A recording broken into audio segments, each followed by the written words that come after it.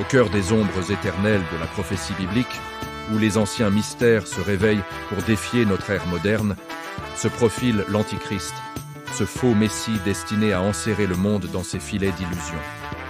À travers des visions apocalyptiques, des tablettes d'argile millénaires et des énigmes cachées dans les Écritures, découvrez comment un leader surgit des racines oubliées de Babylone, unifiant l'Europe en une puissance titanesque. Une saga spirituelle émouvante où la foi triomphe des ténèbres, éveillant votre âme à la vigilance divine. Abonnez-vous à la chaîne Les Récits Bibliques et likez cette vidéo pour plonger plus profondément dans ces révélations sacrées et édifiantes. Chapitre 1. Les ombres de l'Apocalypse, les deux figures du mal. Dans les abysses sacrés des Écritures, où les vents de la fin des temps murmurent des avertissements éternels, le livre de l'Apocalypse déploie ses voiles sombres sur l'humanité. Imaginez un monde au bord du gouffre, où les cieux se fissurent et les mers bouillonnent de colère divine.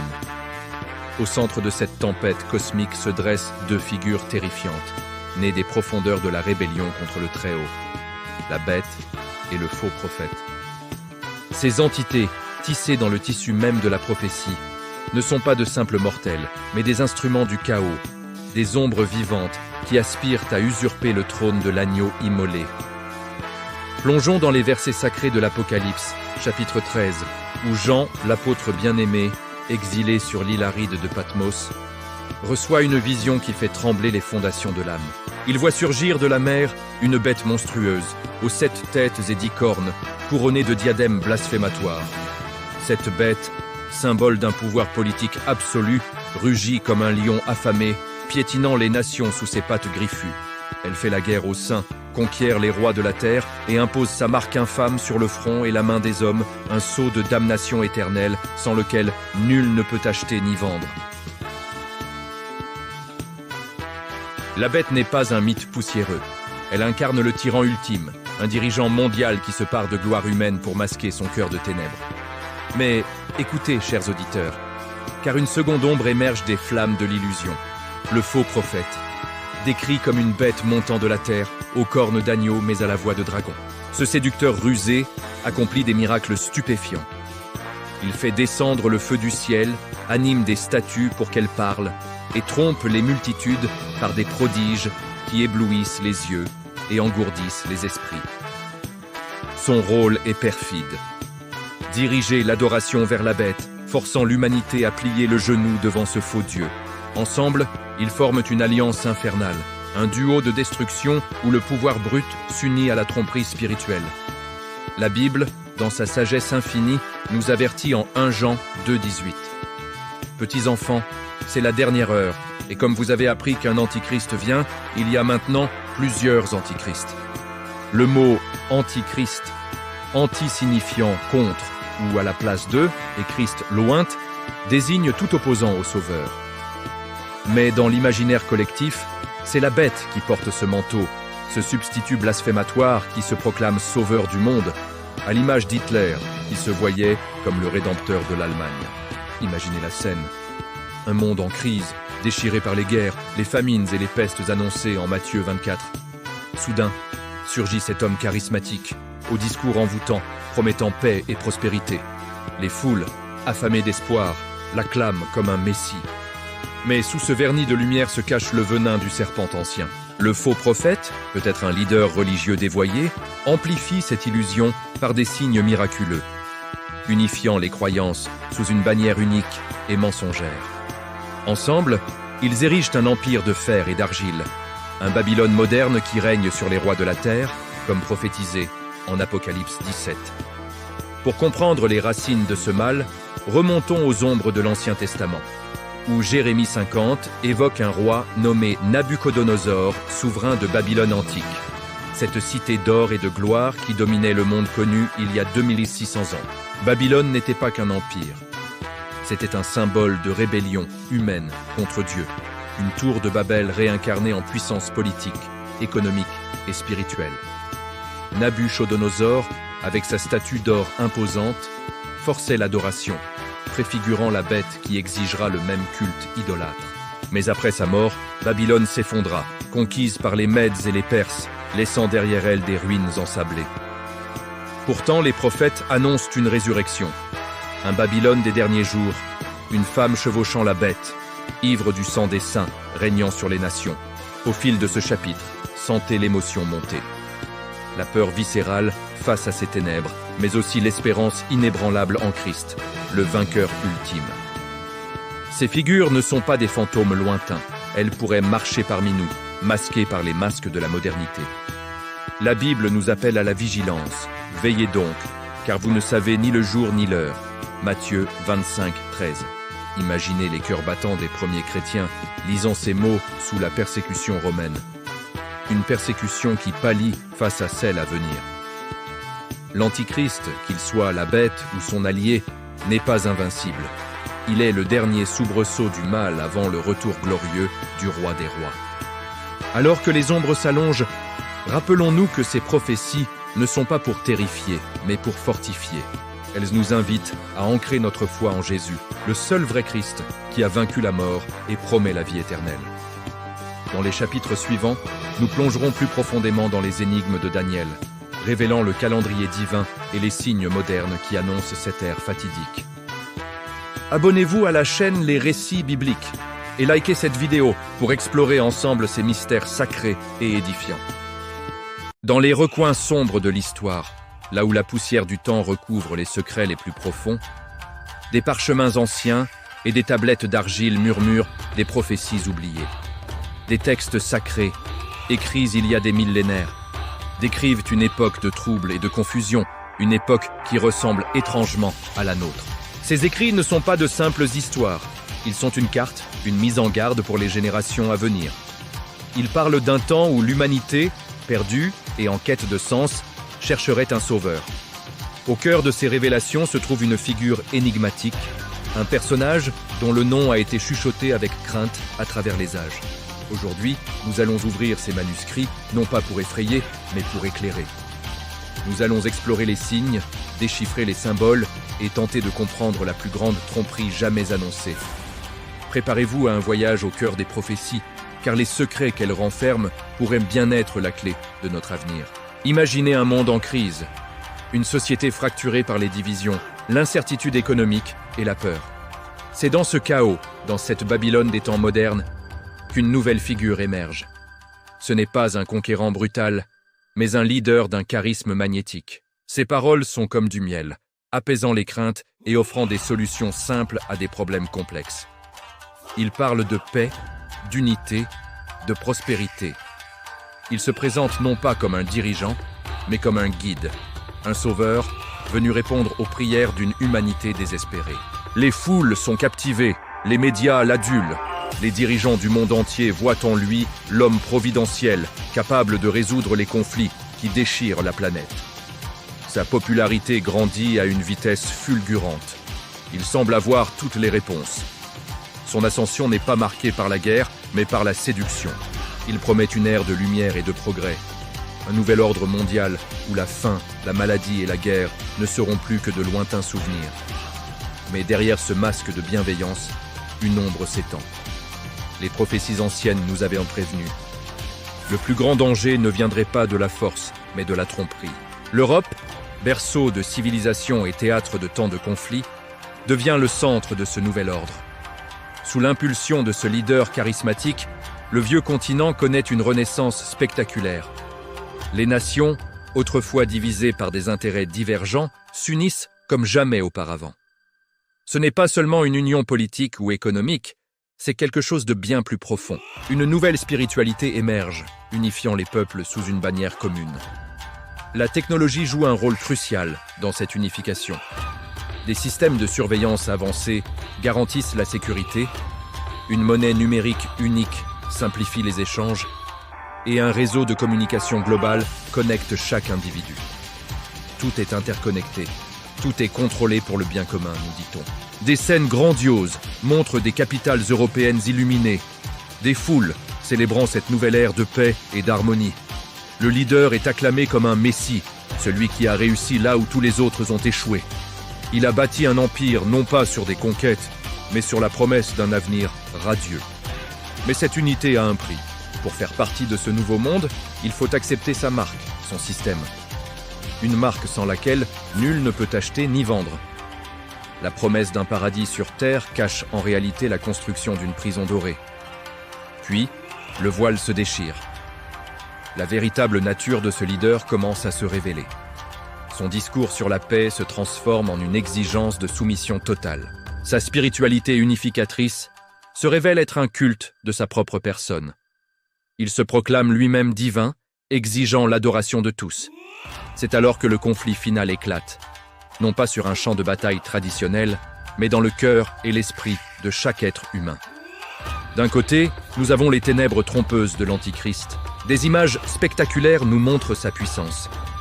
Des prodiges technologiques qui semblent être des miracles, des discours envoûtants qui manipulent les masses, une aura de fausse lumière qui séduit même les plus sceptiques. Il offre un monde sans souffrance, mais au prix de l'âme. De l'autre côté, une lumière pure et divine se manifeste. Ce n'est pas une lumière spectaculaire et ostentatoire, mais une force tranquille et inébranlable qui brille dans le cœur de ceux qui refuseraient de se soumettre. C'est le contraste visuel ultime, l'éclat artificiel de la technologie contre la lueur authentique de la foi. C'est le combat entre la vérité et le mensonge, la liberté et l'esclavage, la vie éternelle et la perdition. Les prophéties décrivent ce moment comme la grande tribulation, une épreuve finale pour l'humanité. Face à ces prophéties, face à cette perspective d'une grande tromperie, il est facile de ressentir de la peur ou du désarroi. Mais le but de ces textes anciens n'est pas d'effrayer, mais de préparer. Ce n'est pas une condamnation, mais un appel à l'éveil spirituel. C'est une invitation à regarder au-delà des apparences, à discerner la vérité du mensonge, à renforcer notre foi et notre connexion au divin. Le monde moderne nous pousse constamment vers la distraction, vers le superficiel. Mais les enjeux sont bien plus grands qu'il n'y paraît. Il est temps de nous poser les vraies questions, de chercher un fondement solide pour notre vie, un ancrage qui ne sera pas balayé par les vents du changement et de la séduction. Si cette exploration des prophéties a éveillé quelque chose en vous, si vous souhaitez continuer à déchiffrer les textes sacrés et à comprendre les grands enjeux de notre temps, alors je vous invite à nous rejoindre. Abonnez-vous à notre chaîne, Les Récits Bibliques, pour ne manquer aucune de nos prochaines vidéos. Ensemble, continuons à chercher la lumière dans les ténèbres. Merci de nous avoir suivis et à très bientôt. Au cœur des palais oubliés de Babylone, où les flammes des torches dansent comme des esprits tourmentés sur les murs d'or et d'ivoire, une nuit fatidique scelle le destin d'un empire et annonce dans un murmure prophétique l'aube d'une ère apocalyptique. Imaginez la scène, chers auditeurs, avec une intensité qui serre le cœur. Belshazzar, le roi arrogant successeur de Nabuchodonosor, préside un festin décadent où le vin coule comme des rivières de sang et où les rires moqueurs résonnent contre les cieux. Les seigneurs de Babylone, ivres de pouvoir et de luxure, profanent les vases sacrés du temple de Jérusalem, raillant le Dieu d'Israël comme s'il n'était qu'une ombre évanescente. Oh, quelle audace blasphématoire, quel défi lancé aux étoiles éternelles! Mais soudain, dans un silence glacé qui fige les âmes, une main spectrale émerge des ténèbres, une main sans corps, aux doigts de lumière divine, gravant sur le plâtre du mur des mots énigmatiques. Men, Men, Tekel, Upharsin. Les convives pâlissent, leur coupe tremble, et le roi lui-même, ce colosse d'argile, sent son cœur se briser comme du verre fragile. Quelle émotion poignante! Cette terreur sacrée qui envahit la salle, rappelant que nul mortel ne peut défier l'Éternel sans conséquence. Cette vision, tirée des profondeurs du livre de Daniel, chapitre 5, n'est pas un simple anecdote historique. Elle est un cri du ciel, un jugement divin qui ébranle les fondations du monde, préfigurant la chute des empires orgueilleux et la résurrection d'un Babylone des derniers jours, où l'Antichrist brandira son sceptre de ténèbres. Plongeons, avec une révérence émue, dans les abysses de cette nuit légendaire, où chaque détail pulse comme un battement de cœur prophétique. Belshazzar, dans son hubris démesurée, ordonne que l'on apporte les ustensiles saints pillés à Jérusalem par Nabuchodonosor. Ces vases, symboles de la gloire de Dieu, sont souillés par des lèvres impies, transformés en instruments de débauche. Imaginez les éclats de rire se muant en murmures effrayés lorsque la main apparaît. Une manifestation tangible de la justice divine, comme si les cieux eux-mêmes descendaient pour inscrire le verdict. Le roi, les genoux flageolants, promet richesses et honneurs à quiconque décryptera ce message. Les mages, ces faux sages aux robes chatoyantes, bredouillent en vain, leurs connaissances occultes réduites à néant face à la sagesse céleste. Alors, la reine-mère, ombre sage dans ce chaos, évoque Daniel, ce captif hébreu qui avait jadis révélé les songes de Nabuchodonosor. Daniel, homme de prière inébranlable, est mandé dans la salle du festin. Son visage, marqué par des années d'exil et de fidélité, rayonne d'une paix surnaturelle. Avec une voix grave, empreinte d'une tristesse infinie pour les pécheurs, il refuse les cadeaux royaux. « Garde tes dons, ô roi, car je sers un roi plus grand. » Puis il traduit l'inscription avec une clarté qui transperce les cœurs. « Mene, Dieu a compté ton règne et y a mis fin. Tekel, tu as été pesé dans la balance et trouvé léger. Uparsin, ton royaume est divisé et donné aux Mèdes et aux Perses. » Oh, quel moment d'émotion brute, où la vanité humaine se heurte à la sainteté divine. Belshazzar, livide, sans l'ombre de la mort l'envelopper, mais dans son orgueil, il honore Daniel d'une pourpre royale, un geste futile face à l'inéluctable. Mais, âmes attentives, ce n'est pas seulement un jugement sur un roi déchu, c'est une énigme numérique, un code divin tissé dans les mots araméens qui relie cette nuit antique à notre époque tumultueuse. Plongeons dans les mystères cachés avec une fascination qui accélère le pouls. Ces termes, mene, tekel, parsin, ne sont pas de vains sons. Ils sont des unités monétaires, des poids et mesures qui dévoilent un calendrier eschatologique. Une mene vaut une mine, soit 50 cycles. Tekel, un cycle. Parsin, signifiant diviser, une demi-mine, soit 25 cycles. Additionnez-les, 50 plus 50 plus 1 plus 25, isna 126 cycles. Mais descendez plus bas jusqu'à la plus petite unité, le guéra, où 20 guéras composent un cycle. Multipliez 126 par 20, 2520 guéras. Reconnaissez-vous ce nombre, chers auditeurs? C'est l'écho exact des 7 temps du songe de Nabuchodonosor, en Daniel 4. Une confirmation stupéfiante, un fil d'or prophétique reliant les chapitres, affirmant que Babylone, abattue comme un arbre, sommeillerait 2520 années avant de renaître, plus puissante, sous la forme d'un empire final dominé par la bête. Imaginez l'émotion de Daniel, lisant ces mots, sachant qu'ils portent non seulement la chute immédiate, mais un avertissement pour les générations futures, un compte à rebours divin où chaque année est une marche vers l'apogée du mal et le triomphe ultime de Christ. Pour ancrer cette prophétie dans l'histoire tangible, tournons-nous vers les vestiges enfouis du passé. Ces tablettes d'argile qui, comme des gardiens muets, préservent les secrets des anciens. La chronique de Nabonide, artefact millénaire exhumé des sables de Mésopotamie, grave avec précision la chute de Babylone. Écoutez ces mots gravés par des mains oubliées. Le 14 du mois de Tachritu, Sipar fut prise sans combat. Nabonide s'enfuit. Le 16, Gobrias, gouverneur de Goutium, et l'armée de Cyrus entrèrent à Babylone sans bataille. Cette date, le 14 Tachritu, de l'an 539 avant notre ère, selon le calendrier babylonien, correspond au 14 Tishri du calendrier hébraïque, car les prophéties bibliques s'alignent sur le temps sacré d'Israël. Cette nuit même, tandis que le festin battait son plein, les armées mèdes et perses, menées par Cyrus le Grand, détournaient l'Euphrate, entrant par les portes fluviales ouvertes, massacrant Belshazzar et scellant la fin de l'Empire. Oh, quelle ironie divine, quelle leçon d'humilité! Babylone, cette cité invincible aux jardins suspendus et aux murailles imprenables, tombe sans un coup d'épée, accomplissant les paroles de Jérémie et d'Isaïe. Cyrus, oint de Dieu selon Isaïe 45, libère les Juifs exilés, mais la souche de Babylone est cerclée, attendant son heure. Maintenant, avec un frisson d'anticipation sacrée, appliquons le principe prophétique. Un jour pour une année, comme en Ézéchiel 4 et Nombre 14-34.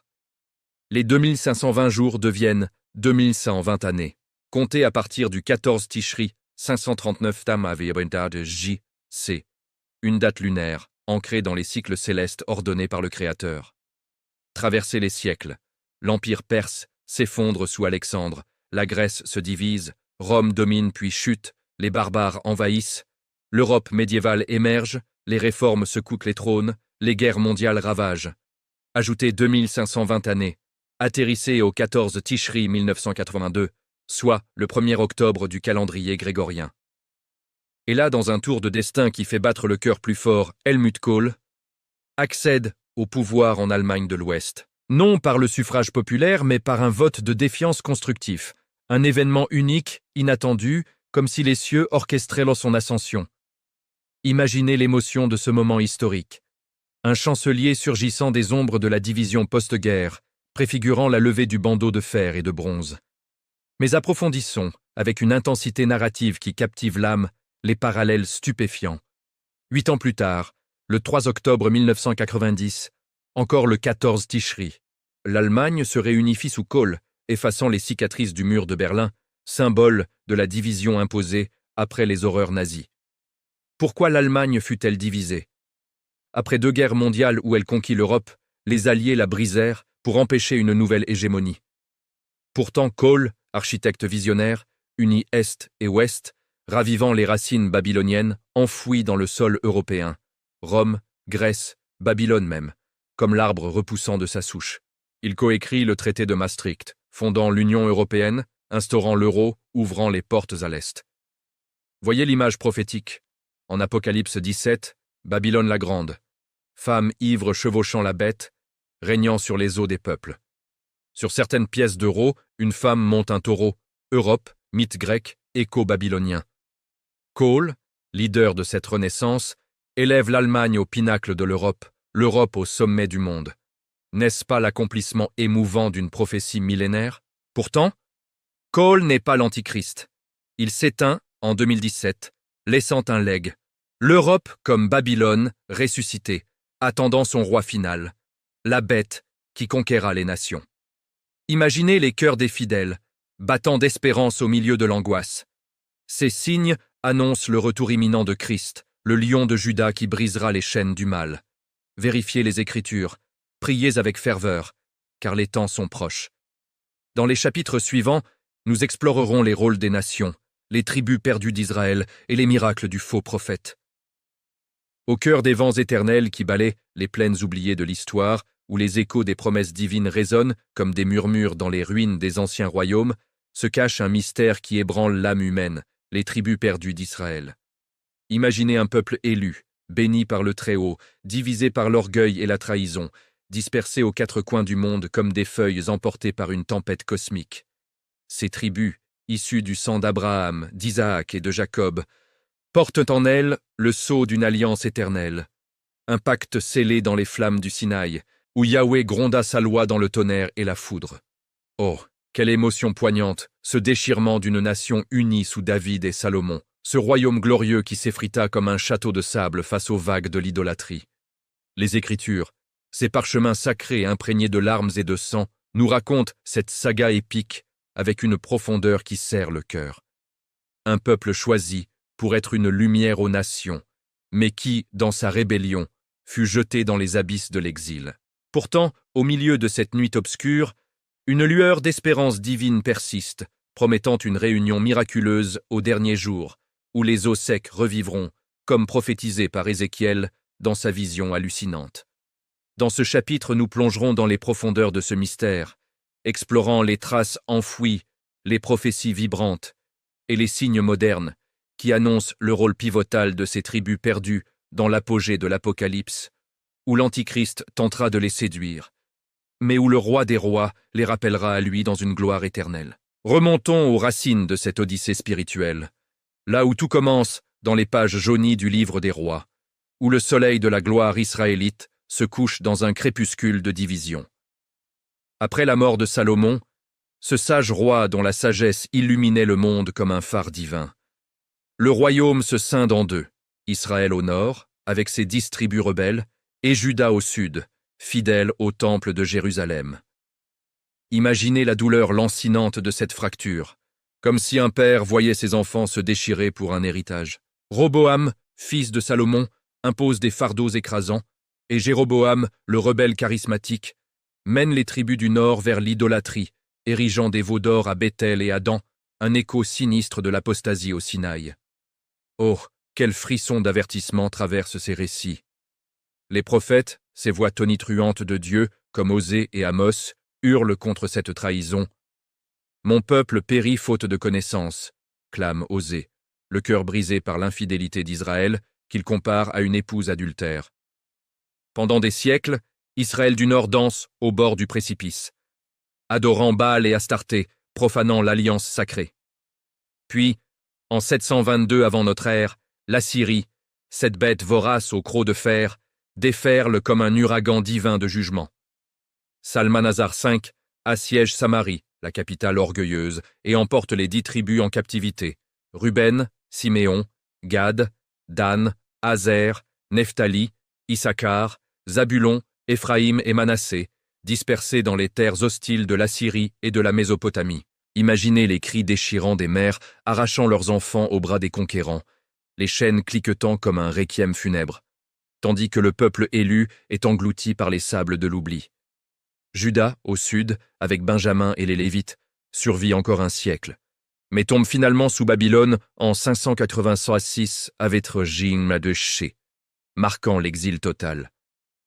Pourtant Juda reviendra, rebâtira le temple, mais les 10 tribus. Elles s'évanouissent dans les brumes de l'histoire, devenant les tribus perdues, un enigma qui hante les âges. Mais, âmes assoiffées de vérité, ne croyez pas que Dieu ait abandonné ses promesses. Les Écritures pulsent d'une espérance inébranlable, comme un cœur battant dans les ténèbres. Tournez vos regards vers Ésaïe, ce prophète visionnaire dont les mots coulent comme un fleuve de vie. Je dirai au septentrion, donne, et au midi, ne retiens pas. Fais venir mes fils des pays lointains et mes filles des extrémités de la terre. Ésaïe 43, 6. Oh, quelle émotion monte en lisant ces versets, imaginant des multitudes surgissant des confins du monde, rappelées par la voix irrésistible du Créateur. Jérémie, le prophète des larmes, annonce une nouvelle alliance. « Voici, les jours viennent, dit l'Éternel, où je ferai avec la maison d'Israël et la maison de Juda une alliance nouvelle. Je mettrai ma loi au-dedans d'eux, je l'écrirai dans leur cœur. » Jérémie 31, 31, 33. Cette promesse, accomplie en Christ, s'étend aux tribus perdues, les invitant à un retour spirituel et physique. Et que dire d'Ézéchiel, transporté en vision dans une vallée d'ossements secs, symbole poignant de l'exil. « Voici, je vais ouvrir vos sépulcres, et je vous ferai sortir de vos sépulcres, ô mon peuple. Je mettrai mon esprit en vous, et vous vivrez. » Ézéchiel 37, 12, 14. Imaginez la scène, avec une intensité qui fait frissonner l'âme.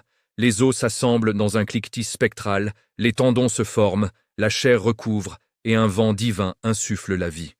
Puis, 2 bois, un pour Juda, un pour Éphraïm, représentant Israël, sont unis en un seul, annonçant la réunion des royaumes divisés sous un roi unique, le Messie. Quelle saga addictive, où la mort cède à la résurrection, l'exil à la restauration. Ces prophéties ne sont pas de vains rêves, elles tissent un fil d'or à travers l'histoire, reliant l'Ancien au Nouveau Testament, où Jésus, le lion de Juda, étend son salut à toutes les nations, incluant les descendants cachés d'Israël. Plongeons maintenant dans les traces historiques de ces tribus perdues, avec une fascination qui accélère le pouls, comme si nous traquions un trésor enfoui sous les strates du temps. Les annales assyriennes, gravées sur des tablettes d'argile, confirment l'exil. Des noms hébreux apparaissent dans les listes de captifs, dispersés en Mésopotamie, en Médie, et même jusqu'aux steppes scythes. Au fil des siècles, des légendes émergent. Les Scythes, ces nomades farouches du Nord, seraient-ils les descendants d'Israël? Leurs coutumes, circoncision, sabbat observés, intriguent les historiens. Flavius Joseph, l'historien juif, mentionne les 10 tribus au-delà de l'Euphrate, innombrables comme les étoiles. Au Moyen Âge, des voyageurs comme Benjamin de Tudel rapportent des communautés juives en Asie, en Afrique, en Inde. Les Bnei Ménaché en Inde, qui revendiquent la tribu de Manassé. Les Beta Israël en Éthiopie, descendants de Dan. Les Igbo au Nigeria, avec leurs rites hébraïques. Oh, quelle émotion de découvrir ces échos vivants. En Europe, des théories audacieuses lient les Celtes, les Anglo-Saxons aux tribus perdues. Le mot British viendrait de Berit-ish, homme de l'Alliance. Les armoiries des nations européennes portent des lions, des aigles, symboles tribaux. Jacques, dans son épître, s'adresse aux 12 tribus dispersées. confirmant leur existence au 1er siècle. Ces migrations, comme un fleuve souterrain, irriguent les nations, portant la semence de la promesse abrahamique.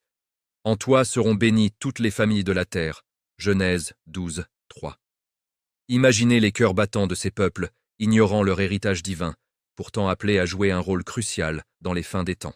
Car, chers auditeurs, ces tribus perdues ne sont pas effacées des plans de Dieu. Elles émergent dans les prophéties eschatologiques, avec une intensité qui captive et terrifie. Dans l'Apocalypse, Jean voit 144 000 scellés, 12 000 de chaque tribu d'Israël, y compris les perdus, des témoins puissants pendant la grande tribulation, protégés du sceau de la bête, Apocalypse 7.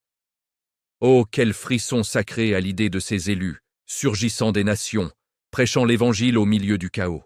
Osée prophétise leur retour. Les enfants d'Israël reviendront et chercheront l'Éternel, leur Dieu, et David, leur roi. Osée 3 à 5, unifiant Juda et Israël sous le Messie.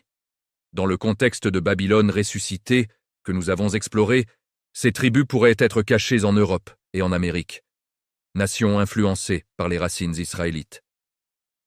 L'Antichrist, ce faux Messie surgissant d'Europe, tentera de les séduire avec ses miracles, comme le faux prophète, unifiant religion et économie sous sa marque. Mais imaginez la douleur émouvante de cette épreuve, des descendants d'Israël trompés par l'illusion, avant de se tourner vers le vrai Christ. Zacharie annonce des pleurs amers à Jérusalem, lorsqu'Israël reconnaîtra celui qu'ils ont percé. Zacharie 12, 10. Les nations, États-Unis, Israël moderne, Russie, Inde, joueront des rôles pivots. L'Amérique peut être porteuse de tribus perdues déclinera face à l'Europe babylonienne.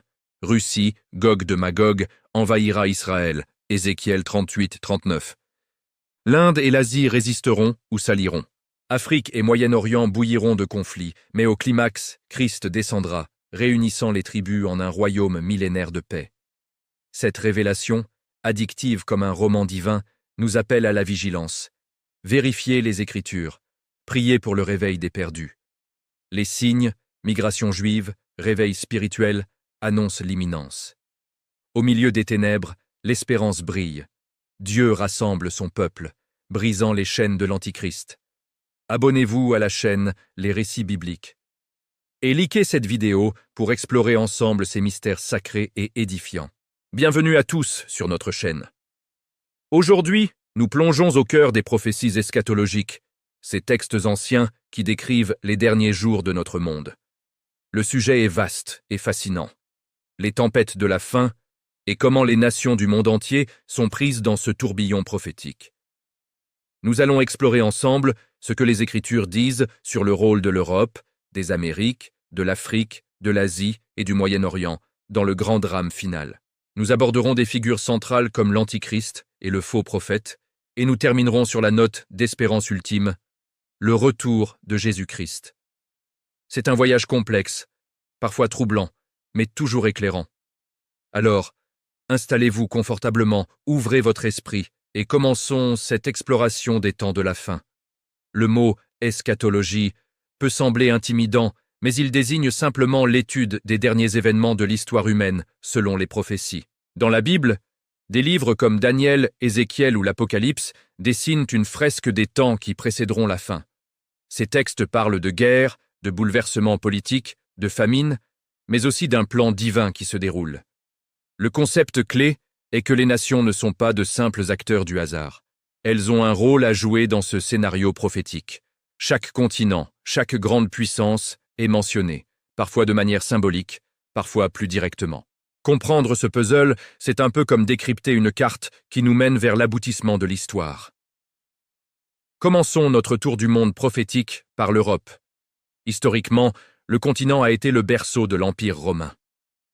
De nombreux interprètes des prophéties voient dans le livre de Daniel une prédiction de la renaissance de cet empire sous une forme nouvelle, une confédération de nations européennes qui jouera un rôle crucial à la fin des temps. Cette union politique, économique et peut-être militaire pourrait bien être la base de pouvoir depuis laquelle l'Antichrist émergera. L'idée d'une Europe unie, qui semble aujourd'hui si contemporaine, était déjà esquissée dans des textes vieux de plusieurs millénaires. C'est sur cette scène que le drame politique des derniers jours pourrait bien prendre racine, avec des dirigeants cherchant à unifier le monde sous une seule bannière. Tournons maintenant notre regard vers les Amériques. Chose intéressante, le continent américain n'est pas mentionné explicitement dans les prophéties bibliques, qui sont centrées sur le Moyen-Orient. Cependant, son influence mondiale est indéniable. Certains théologiens se demandent si l'absence des Amériques, et en particulier des États-Unis, signifie un déclin de leur puissance avant les événements finaux. D'autres pensent qu'elles pourraient être incluses symboliquement dans des descriptions de nations lointaines ou de marchands de la terre. Leur rôle pourrait être économique et culturel, influençant le monde d'une manière qui prépare le terrain pour le système global de la fin des temps, mais sans être l'acteur politique central que l'on pourrait imaginer aujourd'hui. C'est une énigme qui suscite beaucoup de débats. Et l'Afrique? Ce continent immense et diversifié est mentionné à plusieurs reprises. Des nations comme l'Égypte et l'Éthiopie, ou la Libye, apparaissent dans des prophéties clés, notamment dans les livres d'Ézéchiel et de Daniel. Elles sont souvent décrites comme faisant partie de coalitions militaires qui s'opposeront à Israël. Cela suggère que l'Afrique ne sera pas en marge des événements mondiaux, mais bien un acteur stratégique dans les conflits de la fin des temps. Par ailleurs, le continent connaît aujourd'hui l'une des plus grandes croissances du christianisme. Ce réveil spirituel massif pourrait aussi avoir un rôle prophétique majeur, préparant un peuple nombreux et fervent pour les épreuves à venir et pour le retour du Christ. Cap sur l'Asie. Les prophéties parlent souvent des rois de l'Orient ou des rois du soleil levant. Dans le livre de l'Apocalypse, une armée immense comptant 200 millions de soldats est décrite comme venant de l'Est, traversant le fleuve Euphrate asséché pour participer à la bataille finale d'Armageddon. Beaucoup d'interprètes y voient une référence aux grandes puissances asiatiques comme la Chine, l'Inde et leurs alliés. La montée en puissance économique et militaire de l'Asie sur la scène mondiale aujourd'hui donne un poids tout particulier à cette prophétie. Ces nations, avec leur population massive et leur influence croissante, semblent se positionner exactement comme les textes anciens l'avaient prédit, prêtes à jouer un rôle décisif dans le conflit ultime. Naturellement, tout converge vers le Moyen-Orient. Cette région est l'épicentre géographique et spirituel des prophéties de la fin des temps. Israël est au cœur de tout. La renaissance de la nation d'Israël en 1948 est considérée par beaucoup comme l'un des signes prophétiques les plus importants des temps modernes. Les prophéties annoncent qu'Israël sera au centre d'un conflit mondial, entouré par des nations hostiles qui chercheront à le détruire. Jérusalem, en particulier, deviendra une coupe d'étourdissement pour tous les peuples d'alentour. La construction d'un troisième temple à Jérusalem est aussi un événement attendu, car c'est là que l'Antichrist devrait commettre l'abomination de la désolation en se proclamant Dieu. Le Moyen-Orient est la scène principale où se jouera l'acte final de l'histoire. Au milieu de ce chaos géopolitique, deux figures sinistres émergent, l'Antichrist et le faux prophète. L'Antichrist, aussi appelé l'homme du péché ou la bête, sera un leader politique mondial charismatique. Il séduira le monde par des promesses de paix et de sécurité, unifiera les nations sous son autorité et signera un traité de paix avec Israël avant de le trahir. Il exigera d'être adoré comme Dieu.